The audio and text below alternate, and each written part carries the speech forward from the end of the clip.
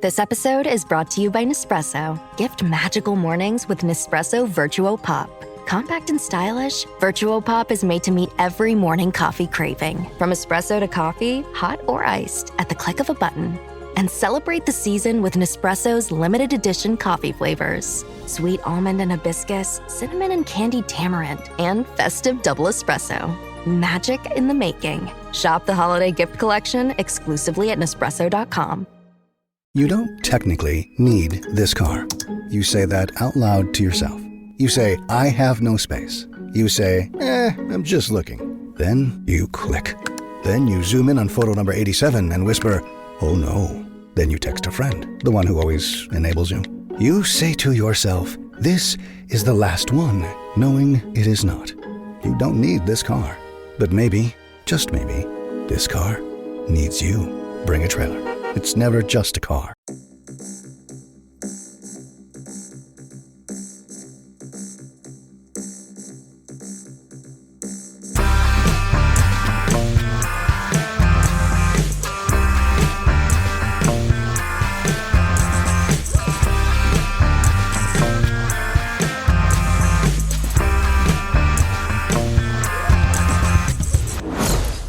Hello and welcome to Unequal Sequel Extra Catch-Up. Can I call it a catch-up? I feel like I can call it a catch-up. It kind of is a catch-up, right? Because the movie we're talking about came out some time ago. Yeah, do you have a date for it? Should I do the apology first and then we do that? The date, it came out on the 2nd of July this year. 2nd of July. Okay. Hello, ladies and gentlemen. Welcome to Unequal Sequel. My name is Dave. His name is Rich. Hello. We talk, review sequels all the time. And it's been a busy old year for sequels and ourselves. Don't forget, personal stuff happens to us as well, Rich. We did mention last week we were going to do Black Phone 2, which I keep trying to call The Grabber 2. Why? Because the bad guy in Black Phone is called The Grabber. Oh, okay. I still haven't seen it yet. I watched the opening 15 minutes of it the other day, of the first one. Okay. It's available to watch somewhere, and I thought, hey, it's good. Yeah, and here's the problem I think we're coming across. Yeah. We are probably having a hangover from last week, from the Independent Podcast Awards. And Tron Aries. And Tron Aries. And this little guy, Davey C, got a little bit sick. Over the weekend and stuff, and Rich has a schedule we have to keep to, and those things just did not align. Plus we have 3 interview episodes we have to record this week and edit our other episodes, so time is limited. Plus the Great British Bake Off is on, and so is the Traitors celebrity versions. Single dad life gets in the way a lot, I would say, especially when your small person that you look after does not like the cinema very much. Yes, or to leave you. True. Yeah. I can't leave him at home and go and watch Black Phone 2, essentially. No, essentially, that's probably not good parenting. And I didn't really feel like dragging myself off my deathbed this weekend to go and watch Black Phone 2. So apologies. So what we are doing instead, we are catching up with one of the sequels we missed throughout the year, which came out on Netflix, like Rich said, on July. Did you say the 22nd? Is that what we said? July the 2nd. July the 2nd, even further back than that. But that's fine, because we're trying to cover as many sequels as we can. Not Downton Abbey 2 or 3 or whatever it was. Yeah, because I can't watch all the series. No. We had to catch up on Old Guard 1 to watch the Old Guard 2. So I think we've both done that now. So here we go.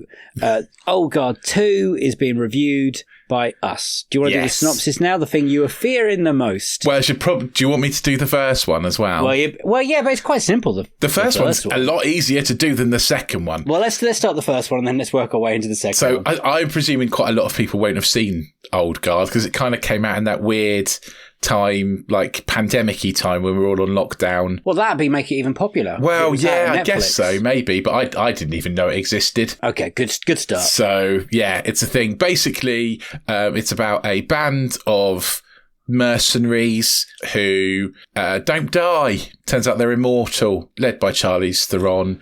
And yeah, it's just about what they do. There's Chiwetel Ejiofor pops up as an ex-CIA agent who's basically tricking them into being captured by a baddie and, experimented on to find out why they don't die. And there's a start of some lore and stuff happening in there. A new person joins. There's a new person dies and then realises that she comes back to life. She's immortal, called Neela, I'm going to say. Nyla? Yeah. Let's just say Are we Niall. sure? Okay. Yep, that's what she said in the film, and that's what it says on IMDb. Oh, okay. It's Niall, is it? Okay, right. Yeah. Fair enough. You can tell how much attention I paid. The first one is fine. Yeah, it's passable. It's nonsense. This second one, it turns out that... Oh yeah, Charlize Theron turns not immortal in the first one. It turns out that as you get, a point comes where their immortality runs out. Charlize Theron is mortal for this one, and this one kind of delves a bit more into the lore. There is a ex-member of their group who's been imprisoned under the sea, who kind of comes back quite early on in this movie, and it's a sort of a part of the plot. You find out she's back in the end of the last one. I'm not spoiling anything here. No, they talked about that one quite heavily because she was Charlize Theron's basically partner for 3,000 centuries. Well, not 3,000 centuries, but maybe 3,000 years. And then they got done for witches, and then you know what they do with witches? They try and drown them, and they dropped her at the bottom of the ocean, and they couldn't find her. Yeah. And that is a horrible way to live for 500 years, apparently. I imagine it is. So when you're immortal and you just can't get out. Yeah. So she comes back. Uma Thurman's also there as the main antagonist. Discord. Yeah. Dunno. They try and introduce some more lore. Henry Golding pops up. None of these, they don't mention extra immortal people in the first movie, but turns out there's loads of them. Chiwetel Ejiofor's now a good guy helping them out. He's their Bosley. Yeah, he's their Bosley. And this is more about kind of Charlize Theron and I can't remember what the character's name is, but it's Veronica Go, isn't it? Quinn. Yeah, Quinn. There you go. It's about them kind of rebuilding their relationship and getting back together, but whilst also sort of hating each other and fighting. And you find out that Niall is the last of the immortals. I hate this shit, by the way, but you find out she's the last of the immortals. I knew you would. And she has some magic powers that we'll talk about in the review that I'm not going to spoil now. Yeah, spoiler-wise. Uma Thurman, I think we can say she's also immortal, or... Spoiler. Yeah, she is immortal. Yeah, she's the original or something. And this film was basically marketed as, look, Uma Thurman's back kicking ass. Yes. And do you know what? I was looking forward to that the whole film, and it doesn't really happen. Well, it happens for about 3 seconds right at the end. Oh, whoopee! Whoop fucking E. Now, we should get into this because I knew you would hate this, and I love this kind of shit, this storyline. This is like modern day Highlander madness. Yeah, okay. The Highlander is a good comparison. It's very Highlander. The first one I thought was fine. I watched it and I was like, it's all right. Can't see why I'd need a sequel, but hey, there we go. I did. I'm not sure I wanted a sequel from it. There we go. That's more of the reasoning. Yeah. And I'm not sure many people would have been clamoring for a sequel, but hey, there we go. Maybe I'm wrong. But yeah, I thought it was fine. It was, stupid. And I sat there going, Dave will like this. Yeah, Dave will like this movie because it's big and stupid and there's lots of fighting and, that kind of thing and explosions. Yeah. And I thought it was passable. The second one is intelligible nonsense. Yeah. It's like someone has taken lots of little bits of different movies and stuck them all together somehow in like a patchwork quilt kind of a thing. Nothing flows. Nothing makes any sense. It's all from comes out of fucking nowhere. The pacing is weird. It's so slow. And then everything happens all at once. And it's really painfully slow. And then everything happens all at once. Yeah. It's just wild. I agree with all of this. Some of the editing is mad. The first one, like Rich said, point out, there's some really good bits in it. The fight sequences is all put together very well. But there's some bits that look really cheap. Yes. And also some really weird soundtrack choices. Like songs just come in really random then play over certain action scenes, and it doesn't really flow. But the cast are really good in that. Like Charlize Theron is incredible, I think. And it's Kiki Lane as Niall, and then you've got, okay, I'm going to try and pronounce his name, Rich, and you're going to have to try and correct me if I'm wrong. And that's the guy that plays Booker. Matthias Schoenaerts. All right, because I was going to go something around scrotums. No. I think it's Schoenaerts or something all like that. incredibly good-looking men in this film. Yeah. There's lots of good-looking people. Very attractive. And they've got Harry Mellin as the bad guy, like another billionaire. Another crazy billionaire. Harry Potter, yeah. He dates Dursley Dudley, whatever it is. So he looks like He looks very different, though, now. He looks like an adult. He does, yeah. He's grown up. Imagine that. The children from Harry Potter weren't from Peter Pan or whatever. and I quite enjoyed, I like the lore. The lore kind of, I really like all immortal stuff. I really dig that. Yeah, I wasn't quite so hot on that. We get to the second one, and it kind of feels like we're missing a film somewhere. Just to settle everything down and have fun with the gang. And then the third film should be like this big, that person was back. Because at the end of the first film, you think, well, they have a 6 month later bit, and that's when they drag the woman from the bottom of the ocean. You think, fuck, she's back. And that'll be the premise for the second film. Yeah, but it's kind of not. It doesn't play well with the main storyline, which is there's Uma Thurman's character's the big baddie. Yeah. And she's planning to do whatever she's planning to do, and she is whoever she is. And that doesn't align, or the editing in the film doesn't align with the Charlize Theron, Andy and Quinn storyline. It never quite gels together. It's not a smooth ride of a movie. No. And you're 100% right with the timing, because the first one's just over 2 hours. And the second one's about an hour and 45. And it needed that extra 15 minutes to breathe or just settle or play nicely. It's kind of weird, isn't it? But in places I'd say it didn't. Some of it's really slow. Like you're saying, you're waiting for Uma Thurman for a battle, and it happens. You're waiting for Uma Thurman. Yeah, and it happens right at the end for no time. Blink and you'll miss it. Yeah, they got this good set piece at the beginning when they're all kicking ass again, and then it muddles on for another 20 minutes of not a lot going on. The Quinn stuff happens, but you're trying to really care about that because it was really played heavily in the first film, that the relationship and what she must have gone through that 500 years of just continuously drowning must be awful. I mean, I would say she should be more psychologically damaged than she is. Yeah, I thought she was going to be full on whack job mental, and I thought that'd be a good bad guy, and then that didn't happen, and somehow they've tried to involve her with the Uma Thurman storyline. And it's not great. And like you said, Henry Golding pops up. And when he turned up, I was like, oh, brilliant. I like him as an actor. And then we've kept him secret. And the others don't know about him. Joe and Nikki. The problem with this film is when you're playing Immortals, that you have to make these films very quickly because the cast age. Yeah.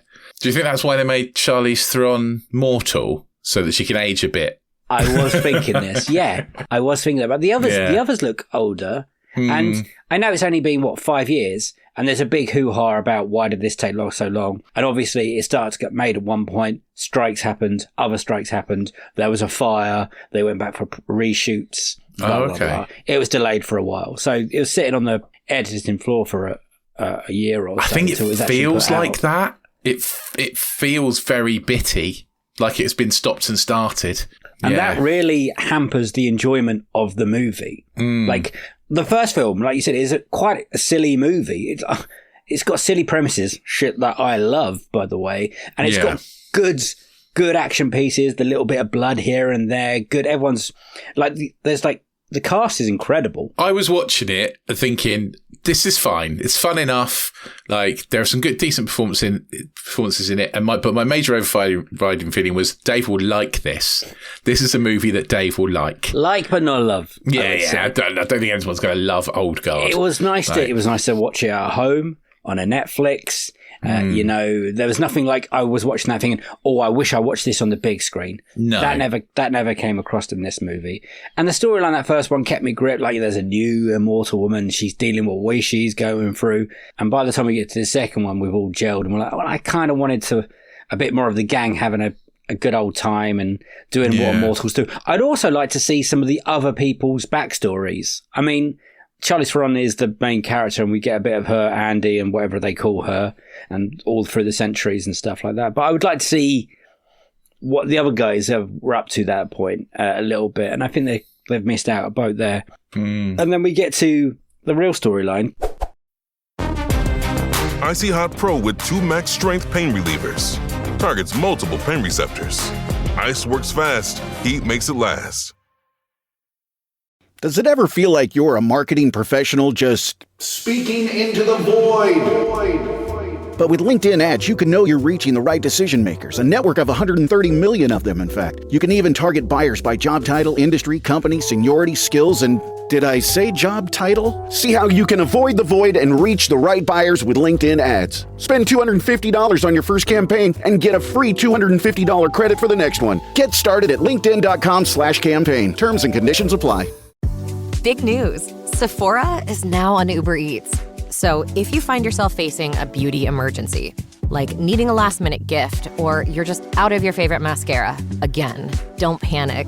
We got you. Order now and get $10 off on Sephora orders of $50 or more on the Uber Eats app. Order now. Offer ends October 30th. 1 order per customer. Additional terms apply. See app for availability. Delivery fees may apply. What did I call it? Spoiler spotting? Should we do some spoilers? Yeah, let's do some spoiler spotting. Because there are things I need to talk about. So if you haven't seen Old Guard 2, or you don't care about Old Guard 2, or The Old Guard, as it's called, then stop listening and go watch it on Netflix. It's easily accessible. But if you don't care, here we go. Here we go.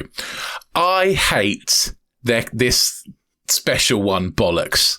Right? I hate it. I hate oh, you're a special one. Fuck off. It's lazy fucking storytelling. So as soon as we find out that Niall is a special one, she's got a special birthmark, which means she's the last one. She won't fucking be the last one, because of course they want to do more of these movies. She won't be the last. But she's got a magical power where if she injures one of the immortals, she takes away their immortality. So that's why Charlize Theron is now mortal. And then, and then if they hit her, so they can give it to someone else. This is but it must be given willingly. What a fucking load of bollocks. Honestly, bullshit. One step too far for Rich. This is one step too far. I'm fine with there being magical immortal people, right? That premise in the first one, this is all too much. There's no real exposition that explains it very well. There's just nonsense. It's just oh, by the way, you're this thing now. Yeah. It fucking pisses me off. Also, that Uma Thurman is not an immortal. She is now mortal because she... Yes, that's the spoiler at the end. Lost her powers somehow, but we don't know how. We don't know how. But I suppose you can lose your powers over age. Because certain people have. Yeah. So she's lost her immortality somewhere along the line. So she is now mortal, but she hates mortals. Yes. So she wants to be immortal again. She wants to be immortal again. She wants to kill all the mortals, essentially. She's wasted in this film. I mean, she really is, because she's in it for about 4 fucking minutes. Yeah. She's barely there. They were coming up to the end of this movie and I had to pause it to have a wee. And I noticed there was only 14 minutes left. Yeah. And I thought, they're going to have to do some moving here to do something. It ended and I was like, oh, it's ended. They've made a film and they're planning for a third one. So it's one of those. It's one of those movies. It's blatantly set There's up no for ending a trilogy. to this movie. No. There's no ending. No. It's not satisfactory ending. It's not enjoyable ending. It's a part 2 to a film that we might never get a part 3 to. Yeah. Because Netflix are notoriously difficult to get further films on, because if they're not performing or whatever, and we don't know how they're performing because they don't release numbers, then we don't know. So then at some point, this film might be absolutely pointless to watch. Yeah. And that makes me furious. Because I hate it when films do that and there's no game plan of what the next film is. So the end of this film, I mean, 4 of the immortals get kidnapped, and it's up to Charlize Theron and Quinn to go after Uma Thurman and Discord. Basically the same story as the first one, but it's Niall. It's Andy and Quinn instead of Niall going to save the kidnapped ones. Yeah, and you're hoping for more Uma Thurman, but like I said, we might not get there. So what's the fucking point? You know, they should have been. And it took so long from the first film to this film to get made. So God knows how long it would take from maybe this film to a potential third film to get made. I was wondering if maybe they'd made the second and third film as what, together, if they'd already filmed it all, but they haven't. I can't find anything. I thought that as well. And I can't find anyone saying that they have done that. Because that would make sense if they had, because they knew they're getting a third one. But you're basically just left in like, Yeah, exactly. And I hate that. I hate that feeling. I want to tear my eyes out. So the first one was directed by Gina Prince Blythewood, if you know her. She wrote Love and Basketball, and she's recently directed The Woman King with Viola Davis in, which is a great movie, by the way. I really enjoyed that one. Now, the second one is directed by Victoria Mahoney. I don't know that name. Yeah, it's not a name I know. She's done a little less, I would say. She has directed a lot of TV and American stuff, Suits LA, bit of Grey's Anatomy, The Morning Show she did in episode 4, Lovecraft County. Lots of TV then. She's done a lot of secondary directing. She worked as a second unit or assistant director on The Rise of Skywalker. Well, that's nothing to shout about, is it? Although there's nothing wrong with the direction of Rise of Skywalker, I guess, is there? Well, very kind. Nothing wrong with certainly the second unit direction.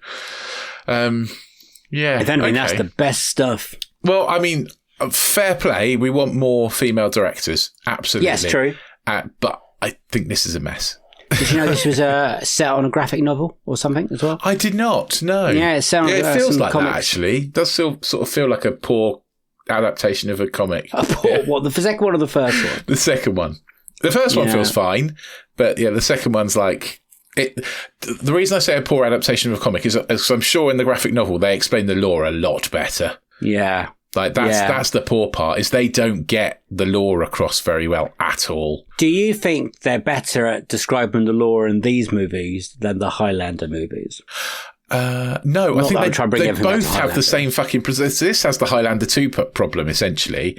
It does better than Highlander 2. It does do better than Highlander 2. I would rather watch this than Highlander 2 because I'd rather stick pins in my eyes than watch Highlander 2 again. But I think that they both suffer from the same problem, is that they're trying to expand the universe somewhat, but in order to do that, they're making it fucking stupid. Yeah. They've just gone, well, we've got to up the stakes. Let's make it mad. So when you ended that first one, you were right, that's okay. Yeah. Thought that's and you're about to say, and you're about to press play on the second, because you imagine what you did like me, you went one to the other. I did, straight into it. Okay, I'm not going to use the words looking forward to, but I can do that. I was like, I'm happy to see these characters come back. I want to see Charlize Theron struggling with her mortality and, finding things difficult and stuff, which never fucking happens. Mm-hmm. I was all up for that. And, how they're going to... I thought it was going to be more centered around the guy who gets ostracised, Booker, trying to come back into the group kind of thing, But, and obviously, Quinn, we know Quinn comes back at the end. So, again, I thought she was going to be the protagonist, the antagonist. Yeah, me too. I thought that was going to happen. But no. Yeah, disappointing. Did you, you're a car man. There's a car chase at the beginning of this film. And whatever the red car is, the old red car that doesn't get smashed up. I can't remember. But it's really funny in this car chase that it gets beaten a little bit, but it doesn't look like it's taken any dings or anything. That is too nice a car. You can't smash that up. I don't remember the car chase at all. It might have been I was slightly distracted at that point, and I was just like, just noisy action. I'll doing something else. It's right at the beginning when the two lovers have to make a distraction. They each take a car and leave Andy and whatever I think I must have been asleep for that bit. It's a bit of a good chase. This is how much this sticks in my brain, because I watched this yesterday and I can't fucking remember it. Oh, okay.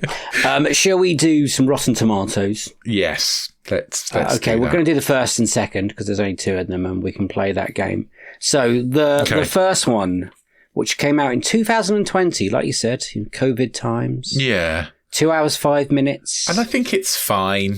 Should be about a 65-ish, I would say. It is on Rotten Tomatoes currently with 288 reviews, 80%. That's way too high. But I guess it's a 3-star movie, so that scores well in Rotten Tomatoes land, right? Has there been a more definitive star in Hollywood over the last decade than Charlize Theron? Well, no. Charlize Theron is a star, but she shouldn't be doing stuff like this. She's basically just reprising her character from the Fast and Furious movies, which is fine, but we want Charlize Theron from Monster. We don't want Charlize Theron from Fast and Furious, right? Yeah. She's so much better than this. You know? This is a negative one of this first film. A new action superhero mashup from Netflix that sounds a lot better than it ends up being. I think that's fair. It does. On paper, it sounds better than it is. Well, I always like that kind of shit. A positive, the Immortals have a powerful female energy driving them forward, which is refreshing to see in a mainstream action film. I was thinking that, actually. I like how the female characters are the main characters, you know? Yeah. I do like that. Yeah. Okay, audience for that one, for the first film?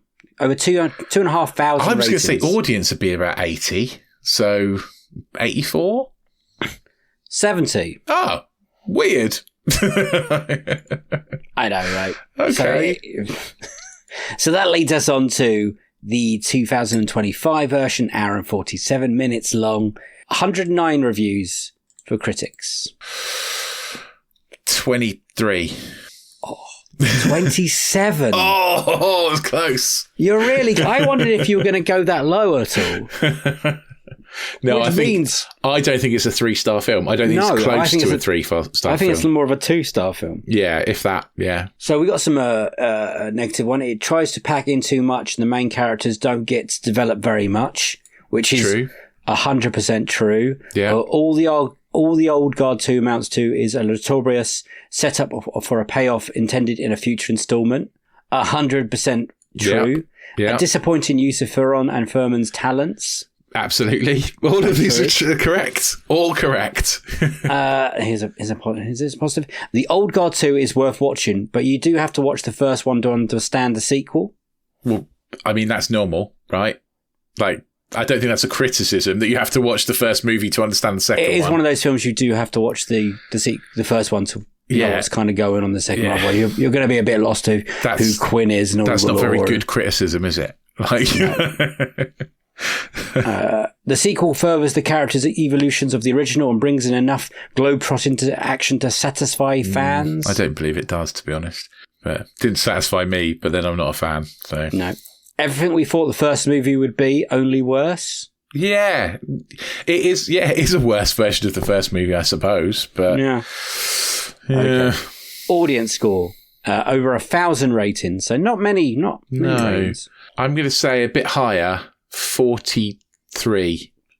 33. Okay. Right. In between the two. I think, again, that's fair.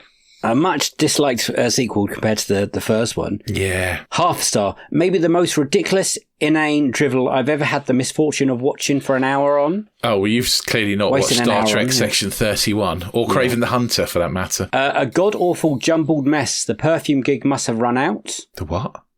I don't know. Charlize Theron does perfume adverts. Oh, okay. Fair enough. It is a jumbled mess, but yes. Yeah. Oh, I'm trying to find a good one, but they're all quite bad. 2.5 felt like they didn't care about the sequel, a waste of good actors, and a flimsy script based on passing their immortality around. All very true. Yeah. Bad scripts, even for an action film. Bad acting because of it, even from good actors. Nothing to carry the performances, no character development. Overall, a very disappointing sequel. Agreed. Shame. Yeah, agreed. 5 stars. Not wrong. Story does move forward from the first part. Loved it. Waiting for the next part. You're fucking mental, mate. You're not getting a next part. Good luck with the next part. 5 I cannot believe someone gave this movie 5 stars. Who watched this and went, that is a perfect film? 5 stars. Perfect film. 4.5 stars. It seemed very good. A lot of action. The plot held at suspense for all the time. Final surprises. A good movie. I wait for the third part of the saga. The only thing that I agree with in that is that you didn't give it 5 stars. That's the only thing I can say positively about that review. I quite like this one. It's 3 stars. It says, a lot of setup, very little payoff. True. Still not Part 3 3 star, though. could make it worth it, but disappointing on its own. I don't think we're going to get a part 3. I don't think we're going to get a part 3 either, Rich. No. I don't want to tell anyone, but I don't think that's going to happen, which is a shame. What, scoring-wise, for us? Okay, yeah, for us. What do you think? Right, so I would put it about... It's not Kraven the Hunter bad. No. But it's not... Thinking about what I've given 2 stars. So Mission Impossible Final Reckoning, I gave 2 stars. Well, it's much worse than that, Rich. It's worse Please than cover. that, yeah. I think it's... Is it a 1 star? But I gave Happy Gilmore 1.5. You have pushed yourself into a corner, I have pushed myself into a corner. I should have given Happy Gilmore 1, and then I could have given this 1.5. But then it's, go on, it's 1.5. I'm sticking with 1.5. Okay, 1.5 for Rich. Yeah. Unequal sequel is unequal, right, in a worse way. The first one's much better. Absolutely. Yeah, I agree on that one. Yeah. I'm going to go a 2-star movie. Oh, okay. So you think it's like Happy Along Gilmore with Happy 2? Yeah. It didn't make me angry as Happy Gilmore, but Happy Gilmore had the original, which I loved. But I would prefer to watch The Accountant 2 over it. I prefer to watch American Captain Brave New Boys over it.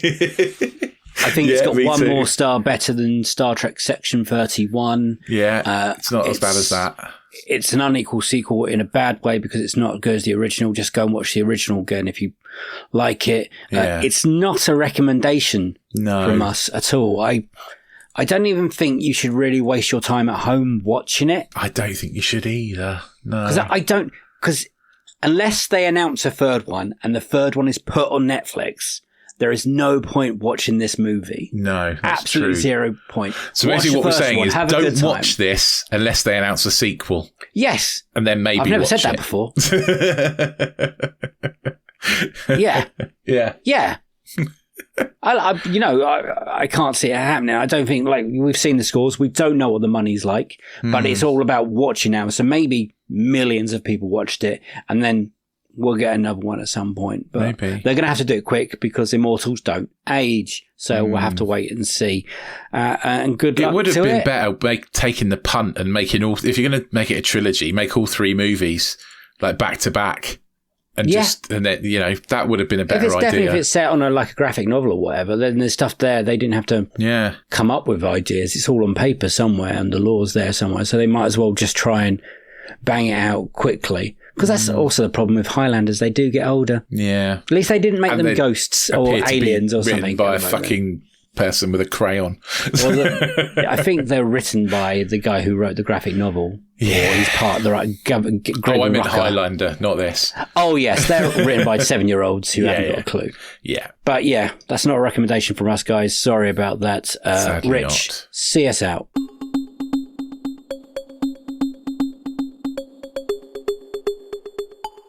Yeah, not a recommendation from us, but do you know what I can recommend? I can recommend getting yourself onto anotherslice.com/unequal sequel, paying $2.99 a month, becoming a super special flipping slicer. I know you said super special charger for some reason then. Don't know where that came from. But yeah, go become a super special slicer. It's only $2.99 a month. It means that you will get your opportunity to get some exclusive merchandise when we've decided what it's going to be. You'll have the opportunity to listen to extra bonus content for all our interview episodes, the sequel sessions, and you'll also get bonus content, Disenfranchised, where we talk about movies that should have had a sequel but didn't, and Box Set Mentality, where we watch a box set of movies and then talk about it. We've just finished the Crocodile Dundee box set and we don't know what we're going to do next. So if you're a super special slicer, give us a shout and we'll decide. Give us your opinions. We are now officially a An award-losing podcast again. Yeah.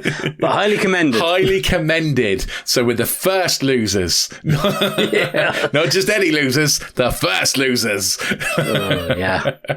The best losers. It was a lovely night, a lovely evening. But if you like us, if you think we should have won awards, just give us 5 stars. On whenever you listen to your podcast, give us a 5-star rating. And while you're there, take a screenshot of it and email it to us at unequalsequel@hotmail.com, and you could win yourself an exclusive